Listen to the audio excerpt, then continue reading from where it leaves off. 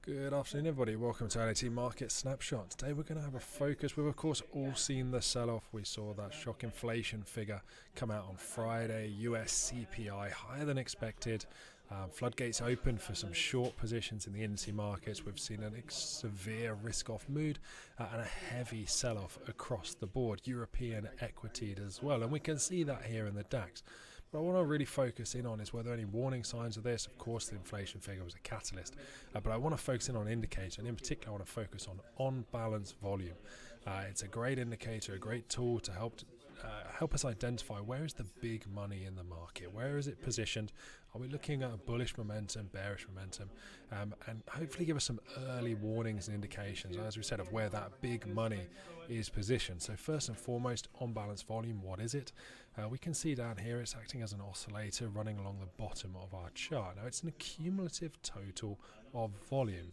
Now whether that volume, that total volume for each period is classed as positive or negative is simply dependent on where was the close versus the previous day. So here, for instance, or period, on a 4-hour chart, should the candle close positive or bullish and a positive close versus the previous 4-hour candle, it's going to take the total volume from that candle and add it to the on balance volume. And we're going to basically track one single line, one single print of cumulative volume, either adding or subtracting, dependent on if the close of the candle relative to the previous was positive or negative. Now, as we said, we've all seen the sell-off in DAX. We know the catalyst here for US and European equities, that higher than expected inflation figure. However, were the warning signs there? Now, from a primary perspective, key resistance sat slightly higher, 14,800 sort of a region, but we did have this lovely head and shoulders formation and this potential trend line. So there was some primary information there, but I really just want to focus on this on-balance volume.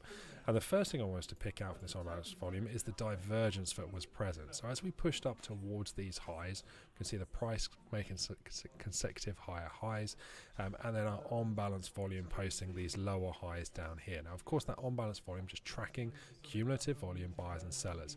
A lower high within this on balance volume suggesting sellers starting to accumulate positions. Now, one of the nicest tools for OBV and one of the nicest methods of using it is actually to chart your OBV much the same way as you would your chart. Okay, so I've drawn the same trend line on here, and I've also drawn a little support level. Now, this support level put in here was ultimately created by these two lows here, and the trend line, of course, very reflective across the both, quite a lot of similarities. However, on balance volume, it is a leading indicator, and therefore the expectation is for a break on the OBV prior to the break on the price. Now, when the head and shoulders formation was created and we had the break, it would have been a very early signal. This trend line here would not have been broken at that point in time. The only signal we had coming from the OBV was in fact the divergence, the bearish divergence, the lower highs. Now, in line with those lower highs, there was a beautiful resistance level. Okay, so I'm just going to pop this in here. Okay, we can just see it here. So it was previous highs, previous resistance back on the 21st of April. We chopped it up a little bit here. Then we retested it once, retested it twice. Not quite a double top formation because we're not the top of the uptrend, but clear resistance in play. Now that second resistance failure here, or third failure, came just as we formed the right shoulder. Now, left and right shoulder here, similar heights, not a confirmed resistance level, but again, indications that the selling pressure was starting to build.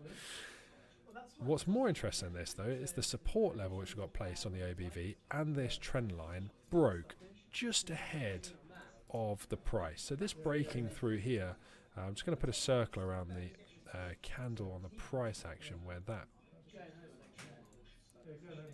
break was. This candle here. Okay, we'll just zoom in a little bit further. Okay, we just see this bearish candle just as we broke through the neckline. That is the candle that was responsible for the break of not only the support but also this trend line. And that leading signal now suggesting there's an intensification, there's a ramp up, there's increased volume here. Yeah, this cumulative total, bearish volume starting to flood into this market. Now, once that came through, any support, any trend lines on the OBV were now broken. They were gone, they were out of the way, and that made for a free shot. We had support here, 14,300, 14,280, that sort of region within the DAX, but that support inconsequential in the end as that intensification of selling came through. Now the CPI sell-off didn't actually come through until further down here. Okay, we were actually looking down through here Friday 12 o'clock.